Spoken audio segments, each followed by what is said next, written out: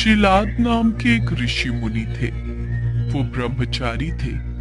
ब्रह्मचर्य का पालन करते करते शिलाद ऋषि मुनि को बुढ़ापा आ गया। अब उनके मन में एक भय सताने लगा। भय यह था कि बिना संतान उनकी मृत्यु के बाद उनका वंश समाप्त हो जाएगा। इसलिए उन्होंने अपने वंश को आगे बढ़ाने के लिए इंद्रदेव की कठोर तपस्या करने का से प्रसन्न होकर प्रकट हुए। हे मुनिवर, मैं आपकी भक्ति से अत्यंत प्रसन्न हूँ। मांगो, आपको क्या वर चाहिए? इंद्रदेव, मुझे वरदान दीजिए कि मुझे ऐसे पुत्र की प्राप्ति हो जिसे मृत्यु छू भी ना सके। मुनिवर, ऐसा पुत्र देने में तो मैं असमर्थ हूँ। आपकी इच्छा तो केवल देवों के देव महादेव ही पूरी कर सकते हैं। आप महादेव की तपस्या कीजिए, वो आपकी मनोकामना जरूर पूरी करेंगे। इंद्रदेव के कहे अनुसार शिलाद घने जंगलों के बीच बैठकर महादेव की कठोर तपस्या में जुट जाते हैं और कई सालों की कठोर तपस्या के बाद उनकी भक्ति से प्रसन्न होकर महादेव उनको दर्शन देते हैं। शिलाद, हम तुम्हारी तपस्या से प्रसन्न हुए। कहो, तुम क्या वर मांगना चाहते हो? हे प्रभु, मुझे आपके समान ही पुत्र चाहिए, जो कि अयोनिजा हो और जिसको मृत्यु छू भी ना पाए। ये सुनकर महादेव मुनि शिलाद से बोले, हे मुनिवर, यूं तो मैं सारे जगत का पिता हूँ, फिर भी तुम मेरे पिता बनोगे। मैं तुम्हारा अयोनिज पुत्र होऊंगा तथा मेरा नाम नंदी होगा। इसके बाद महादेव अंतर ध्यान हो गए। फिर ऋषि मुनि भी खुशी खुशी अपनी कुटिया में चले गए। कुछ समय बाद शिलाद भगवान शिव के नाम से यज्ञ कर रहे थे। उसी यज्ञ कुंड से एक बालक उत्पन्न हुआ। उस बालक का मुख बेहद ही मनमोहक और लुभावना था। वाह, कितना मनमोहक और सुंदर अंश है मेरे शिव का। अब तो ऋषि शिलाद की प्रसन्नता का कोई ठिकाना ही नहीं था। वह उसे अपने साथ घर ले आए और उसका लालन पालन करने लगे। देखते ही देखते नंदी बड़ा हो गया। 5 साल का होते ही शिलाद मुनि ने नंदी को संपूर्ण वेदों और अन्य शास्त्रों का भी अध्ययन करवाया। और फिर जब वो 7 वर्ष का हुआ तो एक दिन ऋषि शिलाद के घर मित्र और वरुण नाम के 2 सन्यासी आए। ऋषि शिलाद की आज्ञा से नंदी ने दोनों सन्यासियों का खूब आदर सत्कार किया, उन्हें भोजन कराया। खाइए मुनिवर, खाइए। अगर आपको किसी और चीज की भी आवश्यकता है तो मुझे बताइए। नहीं नहीं, हमारा पेट भर गया, हमें और कुछ नहीं चाहिए।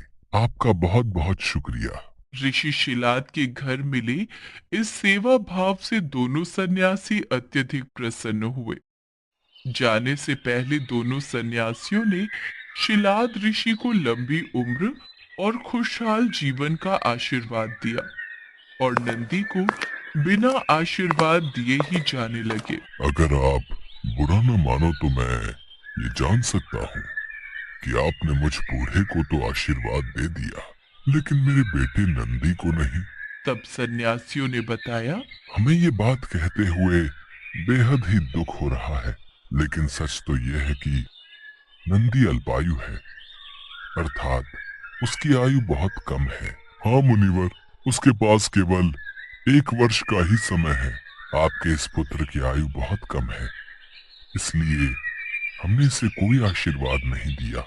उन दोनों सन्यासियों की बातें सुनने के बाद अंदर जाकर शिलाद ऋषि नंदी को गले लगाकर फूट फूट कर रोने लगते हैं।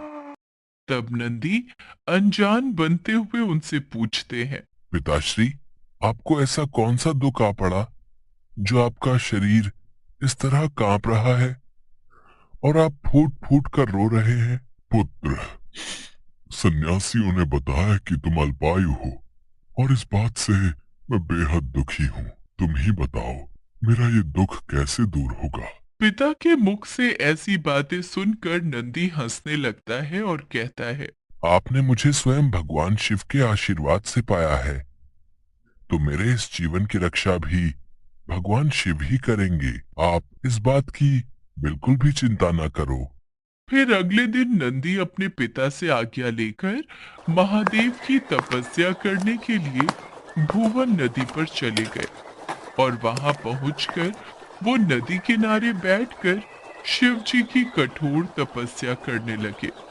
बालक नंदी की कठोर तपस्या देख महादेव कुछ समय बीत जाने के बाद नंदी के समक्ष प्रकट हुए। परंतु जब नंदी ने महादेव को देखा तो वो भूल ही गए कि वो लंबी उम्र के लिए तप कर रहे थे। तत्पश्चात महादेव ने कहा, नंदी पुत्र, मैं तुम्हारी तपस्या से बेहद ही प्रसन्न हूँ। मांगो, तुम्हें क्या वर चाहिए वत्स? प्रभु, मैं ताउम्र आपके सानिध्य में रहना चाहता हूँ। मुझे सदा के लिए अपने चरणों में जगह दे दीजिए। हे शिलानंदन, तुम्हें मृत्यु का भय कहाँ? तुम तो मेरे ही समान हो। तुम अजर अमर बनकर सदा मेरे संग ही रहोगे। तुम पर सदा मेरा प्रेम बरसता रहेगा। मेरी कृपा से तुम पर जन्म मृत्यु अपना प्रभाव नहीं डाल सकेंगे। तत्पश्चात शिवजी ने पार्वती माता से कहा, हे देवी, मैं नंदी का अभिषेक करके इसे गणाध्यक्ष बनाना चाहता हूँ। इस विषय में आपकी क्या राय है? महादेव, आप नंदी को गणाध्यक्ष पद प्रदान कर सकते हैं, क्योंकि परमेश्वर यह शिलानंदन मेरे लिए पुत्र सरीखा है। इसलिए नाथ, ये मुझे बहुत ही प्यारा है। महादेव ने अपने अतुल बलशाली गणों को बुलाकर उनसे कहा, गणनायकों, आज से ये नंदीश्वर तुम लोगों का स्वामी होगा। मैं धन्य हो गया प्रभु, मैं धन्य हो गया। इस प्रकार नंदी के समर्पण से प्रसन्न होकर भगवान शिव ने नंदी को पहले अपने गले लगाया और उन्हें बैल का चेहरा देकर उन्हें अपने वाहन, अपने गुणों में सर्वोत्तम के रूप में स्वीकार कर लिया। और तभी से शिव जी की मूर्ति के साथ नंदी की प्रतिमा भी स्थापित की जाती है। ऐसा माना जाता है कि शिव जी तो हमेशा ध्यान में लीन होते हैं, वो हमेशा समाधि में रहते हैं। इसलिए नंदी के कानों में बोलकर उनके भक्तों की आवाज उन तक नंदी ही पहुंचाते हैं। एक समय की बात है, भानुपुर नामक गांव में शंभू नाम का एक किसान रहता था। शंभू भगवान शिव का बहुत बड़ा भक्त था। रोजाना सुबह उठकर भगवान शिव के मंदिर में जाना और शिव जी की मूर्ति के साथ शिवलिंग की पूजा करना उसका नियम था। शंभू के पास मोती नाम का एक पालतू बैल था, जिससे शंभू अपने खेत में हल जोतता था। मोती शंभू के लिए मानो तो परिवार का सदस्य ही था। माधवी, ये देखो, आज मैं अपने मोती के लिए कितनी हरी हरी घास और चारा लाया हूँ, पर ये मोती है कहाँ? खूंटी से तो बंधा नहीं हुआ। कस्तूरी ले गई है उसे घुमाने। मोती की आदत को बिगाड़ दिया है तुम्हारी बिटिया ने, और मोती भी कम नहीं है। जब तक शाम के वक्त कस्तूरी उसे पूरे गांव में घुमाने ना ले जाए, उसे भी चैन नहीं आता। लो, आ गई तुम्हारी लाडली। बापू, मोती को बहुत जोरों की भूख लगी है, आप क्या लाए हो? ये देख, मैं अपने मोती के लिए हरी हरी घास, पेड़ पौधों की टहनियाँ और सूखा चारा लाया हूँ। ये ले मोती बेटा, आराम से खा। मोती चारा खाकर कितना खुश हो रहा है माँ बापू। मेरा बच्चा, मेरा मोती, ये तो हम सबकी जान है। मोती बैल शंभू और उसके परिवार का लाडला था। मोती खेतों को जोतने में शंभू की बहुत सहायता करता था। लगभग सारा काम खेतों का शंभू मोती की सहायता से निपटा लेता था। कुछ गांव के लोग शंभू की सफलता से जलते थे, जिनमें से एक था हरिया, जो शंभू से बहुत ईर्ष्या करता था। ऐसे ही एक दिन,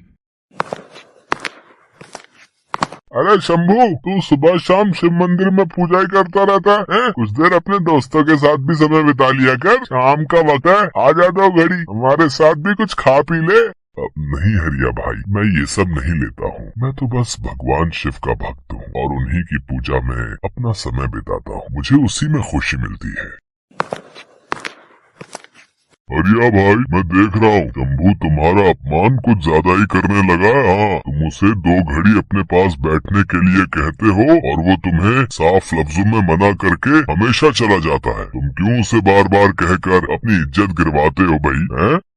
हरिया गुस्से में घर आ जाता है। कुछ दिनों बाद शंभू की बेटी के रिश्ते की बात चलती है और लड़के वाले कस्तूरी को देखने आते हैं। देखो शंभू भाई, मैंने तुम्हारा गांव में बहुत नाम सुना है। तुम्हारा परिवार भी बहुत अच्छा है और हमें कस्तूरी बिटिया जैसी बहू ही अपने बेटे के लिए चाहिए। एक काम करते हैं, शादी के लिए 3 महीने बाद का कोई अच्छा मुहूर्त देखकर तारीख रख लेते हैं। क्यों, ठीक रहेगा ना? अब लक्ष्मी चंद जी जैसा आप ठीक समझे। लड़के वाले कस्तूरी से रिश्ते की बात पक्की करके चले जाते हैं। आपने लड़के वालों से कह तो दिया, पर 3 महीने में हम इतने पैसे शादी के लिए कैसे जोड़ पाएंगे? तुम चिंता मत करो माधवी, मैं और मोती मिलकर कुछ ही दिनों में नई फसल पर काम कर लेंगे। फिर उस फसल को बेचकर अच्छे पैसे मिल जाएंगे। फिर हम आराम से कस्तूरी की शादी कर सकते हैं। अब तुम मोती का भी ज्यादा ख्याल रखा करो, वो भी हमारे साथ बहुत मेहनत करता है। तुम चिंता मत करो, मैं मोती का ध्यान रखूंगी। कस्तूरी की शादी की बात पक्की होने की खबर हरिया को लग जाती है। वो इस बात को बर्दाश्त नहीं कर पाता है। मेरा अपमान करके शंभू इतना खुश कैसे रह सकता है? इसकी सारी खुशी उसी बैल में है। उसी बैल के भरोसे ये हवा में उड़ रहा है। ये सोचता है कि बैल की मदद से ये अच्छी फसल उगा लेगा और अपनी लड़की की शादी कर देगा। मेरे होते हुए ऐसा कभी नहीं हो सकता। कई बार इस शंभू ने गांव वालों के सामने मेरा अपमान किया है। आज रात मौका देखकर इसके बैल का काम तमाम कर दूंगा। हाँ। आधी रात के वक्त जब सब सो रहे थे, तब हरिया उठा और उसने शंभू के घर जाकर मोती के चारे में जहर मिला दिया। सुबह जब शंभू की आंख खुली तो उसने देखा, ये क्या हो गया माधवी? कस्तूरी बिटिया जल्दी आओ, देखो हमारा मोती बेसुध पड़ा हुआ है। इसके मुंह से झाग निकल रही है। कहीं इसने कुछ गलत तो नहीं खा पी लिया? हे शिव शंकर, मेरे मोती को ये क्या हो गया? हे भोलेनाथ, हमारा मोती नहीं मर सकता, इसे कुछ नहीं हो सकता। बाबा बाबा, मोती को क्या हो गया? मोती कुछ बोल क्यों नहीं रहा? हे भोलेनाथ, ये क्या अनर्थ हो गया? हमारा मोती इस दुनिया से कैसे जा सकता है? हमारा मोती, हमारा बच्चा। मोती के मर जाने से शंभू, माधवी और कस्तूरी तीनों का बहुत बुरा हाल था। एक दिन शंभू भगवान शंकर के मंदिर में सिर पटक पटक कर खूब रोया। हे ईश्वर, मेरे मोती को क्या हो गया?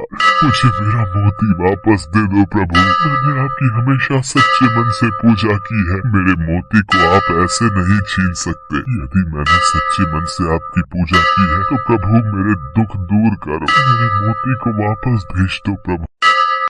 शंभू भगवान शंकर की मूर्ति के आगे बिलक बिलक कर रो रहा था। तभी उसे मंदिर के द्वार पर एक बैल आता दिखाई दिया, जो देखने में बिल्कुल मोती के जैसा ही था। मोती? हे ईश्वर, ये बैल तो बिल्कुल मेरे मोती जैसा है। आसपास तो इसका कोई मालिक दिखाई नहीं दे रहा। ये कहाँ से आया है? हे प्रभु, ये आपकी कैसी लीला है? आपने मेरे लिए मेरे मोती जैसा हूबहू एक बैल भेज दिया। शंभू भगवान शंकर का आशीर्वाद मानकर खुशी खुशी उस बैल को घर ले आता है और आकर सारी बात माधवी और कस्तूरी को बताता है। बाबा, ये बैल तो बिल्कुल हमारे मोती जैसा है। मुझे तो ऐसा लगता है भगवान शंकर ने हमारे मोती को वापस भेज दिया है। देखो बाबा, ये मुझे पहचानता है, मेरे हाथों से चारा भी खा रहा है। हे शिव शंकर, आपने इस बैल को भेजकर हमारे सारे दुख दूर कर दिए, वरना मोती के बिना तो हम बिल्कुल अकेले हो गए थे। मोती के रूप में उस बैल के आ जाने से शंभू की सारी परेशानी दूर हो गई थी। मानो उस बैल में ऐसा क्या जादू था कि मोती जब शंभू के साथ उस बैल से हल जोतता तो मिनटों में काम पूरा हो जाता। कुछ ही दिनों में शंभू के खेत फसल से लहराने लगे। फसल पककर तैयार हो गई। शंभू ने उसे अच्छे दामों में बाजार में बेच भी दिया। कस्तूरी की शादी के दिन नजदीक आ रहे थे। शंभू उस बैल की मदद से खेत पर बहुत जल्दी काम करने लगा था। ये बात जब हरिया को पता चली तो उसने दोबारा अपनी चाल चलने की सोची। इस शंभू की तो खुशी का ठिकाना ही नहीं है। बड़े जोर शोर से अपनी बेटी की शादी की तैयारियां कर रहा है। इसके पास दूसरा बैल जब से आया है तब से ये ज्यादा खुश दिखाई दे रहा है। मुझे इसके दूसरे बैल को भी मारना होगा। सब सो चुके हैं। जल्दी से इस बैल के चारे में जहर मिला देता हूँ। ये भी मोती के पास ऊपर पहुँच जाएगा। हरिया जैसे ही उस बैल के पास जाता है, बैल मानो किसी जादुई शक्ति से अपनी रस्सी खोल लेता है और हरिया के पीछे भागने लगता है। हरिया चिल्लाता है, कोई बचाओ, बचाओ, मुझे ये बैल मार देगा, मुझे मार देगा, मुझे माफ कर दो, मुझे माफ कर दो, मैं ऐसी गलती दोबारा नहीं करूंगा। मोती बेटा रुक जाओ, हरिया के पीछे मत भागो। शंभू भाई मुझसे गलती हो गई, मैंने ही तुम्हारे पहले बैल को जहर देकर मारा था। मैं इसे भी जहर देकर मारने वाला था, पर पता नहीं ये बैल कोई जादुई बैल है। इसने अपनी रस्सियां खोल ली और मेरे पीछे भाग पड़ा। इससे कहो मुझे माफ कर दे, मैं आज के बाद कभी भी किसी के साथ गलत नहीं करूंगा। जैसे ही हरिया अपनी गलती मानता है, वो बैल शांत हो जाता है और वापस शंभू के पास लौट आता है। गांव के लोगों की सलाह पर हरिया को उस गांव से निकाल दिया जाता है। हरिया को उसके किए की सजा मिल जाती है। शंभू धूमधाम से अपनी बेटी कस्तूरी की शादी करता है। शंभू और माधवी उस बैल को भगवान शंकर का आशीर्वाद मानकर उसके साथ